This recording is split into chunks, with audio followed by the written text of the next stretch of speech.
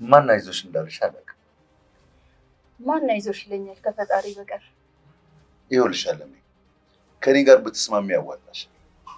እያንዳንዷ የኔ የሆነችውን ነገር ቆጥሬ እንደሚቀበል ቃል እገባልሃለሁ። ከዛ በፊት ግን የእናቴ ማስታወሻ የሆነችውን የወርቅ ሐብሌን በአስቸኳይ እንድትመልስልኝ እፈልጋለሁ። ከሱ የተሻለ እኮ ብዙ ገዝቼልሽ ነበር። ለእኔ የተሻለው የቱ እንደሆነ ጠንቅቄ አውቃለሁ። እንኳን የገዛኸውን የገዛሁትን ወስደህብኛል። አሁን አንቺ የምትያቸው ነገሮች በሙሉ እኔ ጋር ያሉ። በጣም ጥሩ። እነዚህ ንብረቶች አንተ ጋር ከሌሉ ዳግም አንተ ጋር መጥቼ የሚደራደርበት ነገር አይኖረኝም። ምንም ማድረግ አትችይም። ምን እንደሚደርስብህ እንኳን መገመት አትችልም። ለኔ የሆነውን ነገር በሙሉ መስጠት ምንድን ነው የሚያስቅሽ? ምንም ያለም የሆነ ነገር የለም ማለት ምንም ያለም የሆነ ነገር የለም። የኔ ልጅ ከእናት ሁሉ ነገር የሰማ ይመስለኛል። እናትህ ልትከሰኝ ተዘጋጅታለች። አውቃለሁ። እስካሁንም መቆየቱ እሷ ሆና ነው። እናቴ ላይ የሰራውን እያንዳንዷን ነገር መቀጣት አለብህ። አውቃለሁ፣ በድያታለሁ፣ ግን እኔ እክሳታለሁ። ካሳ በምን ይሁን ያጠፋ አባትን እድሜ የምትመልስላት? የነጠካትን ደስታ በምንድን ነው የምትመልስላት? አውቃለሁ የኔ ልጅ። አየህ አይደል፣ ለካሳ እንኳን የማይበቃ በደል ነው የበደልካት። ሀብትና ንብረቷ እንድሰጣት ትፈልጋለች። አሁን ለምን እንደጠራኸኝ ብቻ ንገረኝ። መቼም ይቅርታ አድርጊልኝ ለምናት ልትለኝ አይደለም አይደል? እና እኔ ደግሞ ሀብቱን በሙሉ አሽቼዋለሁ። ምን? እና አሁን ይሄ በህግ እጅ ከገባ የኔን መጨረሻ ልክ ነው። ቆይ አባዬ፣ እንዴት እንደዚህ ታደርጋለህ? እንዴት የማየን ንብረት የኔን ንብረት አሳልፈ ለባዳ ትሰጣለህ? ይመለሳል እኮ። እንዴት ንገረኛ። እሺ እሱን ለእኔ ተወው።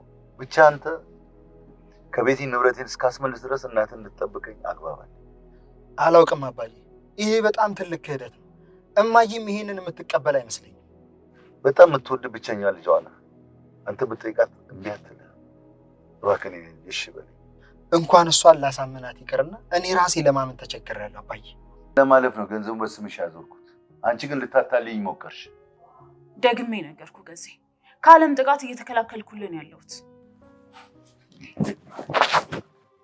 ሰሚያለሽ? ስሚ፣ እስካሁን በስርዓት ታግሼሽ የተቀመጥኩት በስርዓት ገንዘብ እንድታስተላልፊልኝ እንጂ ፈርቼሽ አይደለም። ነገ ባንክ ቤት ሄደን በራስሽ እጅ ፈርመሽ ታስተላልፊልኛለሽ። አይ ካልሽ ግን ሴት አድርጌ እገልሻለሁ። አለሜ ገዜን ከሰሰችው። ሙሉ ንብረቴን መልስልኝ፣ ሙሉ ንብረቴን ካልመለስክ ከአንተ ጋር የመደራደርበት ጉዳይ የለም ብለው ትታው ትሄዳለች። አቶ ገዜ ቤቴን ያነቃት። ንብረቴን መልሽ ይላታል። ቤቴም ንብረት የሚባል ነገር የለም ትለዋለች። እኔ እኮ ይህን ቀን እንዳልፍ ነው ገንዘቡን ወደ አንቺ ያሸሸሁት እንጂ እንዴት ግጅኛ አይደለም ይላታል። ሰላም ጤና ይስጥልኝ ውድና የተከበራችሁ የቻናል ቤተሰቦች በያላችሁበት ዓለም ዳርቻ ሰላማችሁ በዘት ተረፈ ይበል። ለዚህ ቻናል አዲስ ከሆናችሁ ላይክ፣ ሰብስክራይብ፣ ሼር እያደረጋችሁ ቤተሰብ እንድትሆኑ በአክብሮት እጠይቃለሁ። ዛሬም እንግዲህ ተወዳጅና አስተማሪ በሆነው በትሁት ድራማ ወደ እናንተ መጥቻለሁ። እንግዲህ ወይዘሮ አለሜ ከዚህ ጋር እንደራደር ሲላትም ካፌ ላይ በአካል ተገናኝተዋል።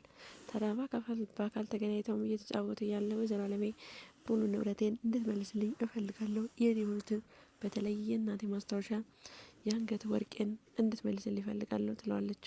የአንገት ወርቅ ከዛ በላይ እኮ የሚያወጣ ለአንቺ ስንት ወርቅ ገዝቼልሻለሁ ይላታል። እንኳን ይህንን ያንተን ይቅርና የገዛው ይቅርና እኔ እናት የሰጠችኝን ማስታወሻ ራሱ ወስደህብኛል። ስለዚህ ሙሉ ንብረቴን እንድትመልስልኝ እፈልጋለሁ ትለዋለች። አሁን የምታያቸው ሁሉ እኔ ጋር የሉም ይላል አቶ ገዜ። በጣም ጥሩ፣ እነኛ ያልካቸው ንብረቶች አንተ ጋር ከሌሉ ከአንተ ጋር መደራደርበት ጉዳይ የለም ትለዋለች። ምን ልታመጪ ነው ሲላትም እማመጣውንማ አሳያለሁ፣ መሞቻህን እንኳን የት እንደሆነ አታውቅም ብላው ትታው ትሄዳለች። ታዲያ አቶ ገዜም ብቻውን ካፌ ቁጭ ብሎ ቀረና ብድግ ብሎ ወደ ቤቱ ይመጣል። ወደ ቤት ሲመጣም ቤቲ ቁጭ ብላ ነበርና ቤቲ ይኸውልሽ እናቴና አለሜ ጊዜ እየጠበቁልን ነው እንጂ ዝም ብሎ አይመስለኝም። ስለዚህ እኔና አንቺ ከሀገር መውጣት አለብን። ከሀገር የምንወጣው ደግሞ ለመውጣት ደግሞ ብር ያስፈልገናል። ስለዚህ አንቺ ጋር ያለውን ብር ታዋጭና ከሀገር መውጣት አለብን ይላታል። ቤቲ ፈርታህ እንዳይሆን ፈርታህ ነው ወይ? እንዴት ልፈራ ቻልክ? ትለዋለች። ታዲያ እንደዛ ትበይኝ ፈርቻ አይደለም፣ ነገር ግን ከሀገር መውጣት ጥሩ ይመስለኛል፣ ወደ መታሰር አልፈልግም ይላታል። ታዲያ ቤቲ አይዞህ አትፍራ ትለዋለች። ምንድን ነው አንቺ ግን ምን አግኝተሽ ነው እንደ የለበለብ የተሰማሽ ይላታል። ምንም አላገኘውም ግን ምንም አያመጡም ስትለውም ነበር። እኔ ግን አንድ ነገር አስቤያለሁ፣ እንደዛ ካልወጣን ደግሞ ከሀገር ማንወጣ ከሆነ አንድ ነገር አስቤያለሁ ይላታል።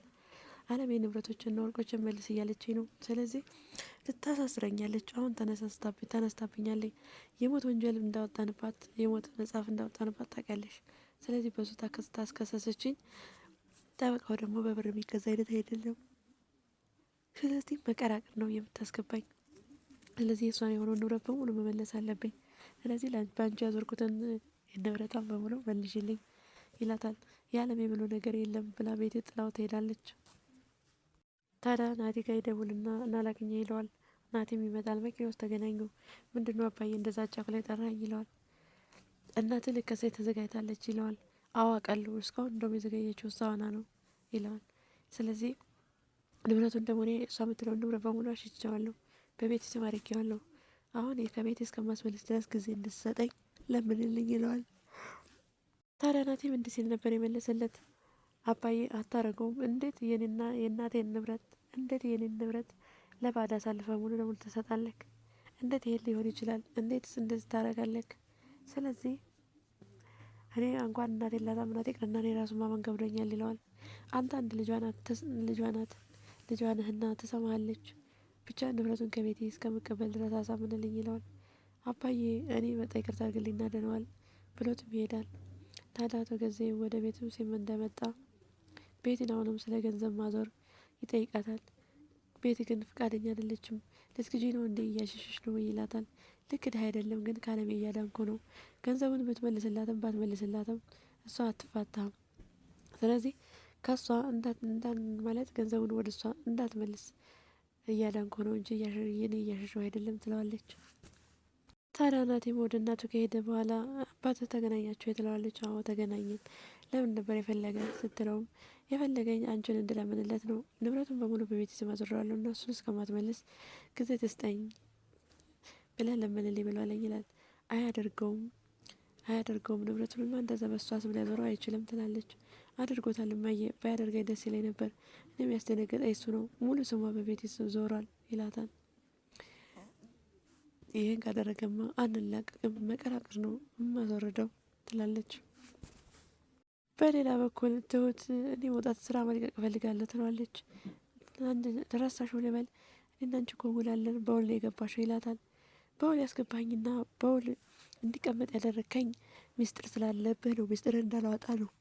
አሁን ግን ሚስጥር ሁሉ አደባባይ ወጥቶ ፀሐይ እየሞቀው ነው። ስለዚህ ከኔ ጋር ምን ጉዳይ አለ ትለዋለች። ታዲያ እውነትም አታውቂኝም ማለት ነው፣ ተናንቀናል ማለት ነው ይላታል። እኔ ልክ ለአባቴ ካን የምነግረው በሰላም ብትለቀኝ ይሻላል ትለዋለች። አባትሽ እያስፈራራሽኝ ነው ይላታል። አባቴ እንደዚህ አይነት ተልካሻ ነገር ውስጥ መግባት አይፈልግም። ነገር ግን እያስፈራራሁም አይደለም። ነገር ግን አንተም በሰዓቱ ከዚህ ቤት እንደወጣ ማትፈቅድልኝ ከሆነ ተሱ ጋር መጋጨታቸው አይቀርም ትለዋለች።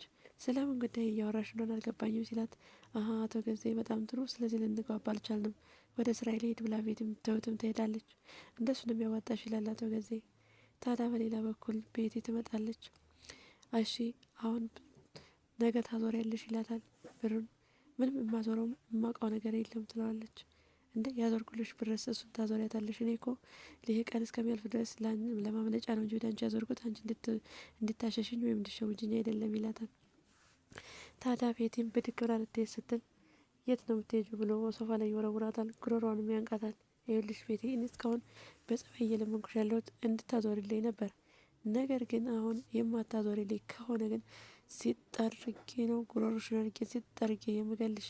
ነገር ግን ይኸውልሽ ነገ ሄደሽ ባንክ ቤት በእጅሽ ፈርመሽ ታዞሪያታለሽ ብሎ ጉሮሯን አንቋት ሶፋ ላይ ወረውሯት ይሄዳል።